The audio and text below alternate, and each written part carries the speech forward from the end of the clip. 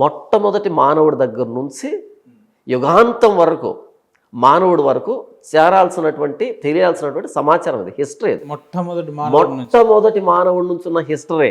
అంటే ఈ భూమి మీద ఈ సృష్టి మీద మానవుడు రాక ముందు నుంచి మానవుడు రాకముందు నుంచి, వెరీ గుడ్, మంచి ప్రశ్నలు ఏమో తీశారు మీరు. నేను ఇంకా మొదటి మానవుడు అన్నాను.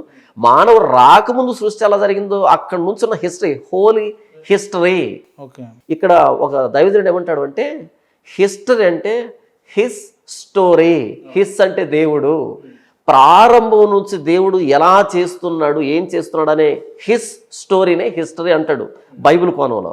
అలా ఏంటంటే మొదటి మానవుడి నుంచి ఎలా పతనమయ్యాడు, ఎలాంటి సంఘటనలు చోటు చేసుకున్నాయనేటువంటి హోలీ హిస్టరీ, ఇది పరిశుద్ధమైన చరిత్ర ఇది. అలాంటప్పుడు నా బిడ్డలకు తెలియాలి, నా ఇంట్లో వాళ్ళకి తెలియాలి. అంటే ఇప్పుడు ఈ బైబిల్ కూడా మొదటి మానవుడి నుంచి ఇప్పటి వరకు ఎలా ఉందో అవన్నీ కూడా అందులో రాసి ఉంచిన గోప్యంగా. అవును, ఇందులో ఒక్క దాంట్లోనే ఉంది, ఇంకెక్కడ లేదు.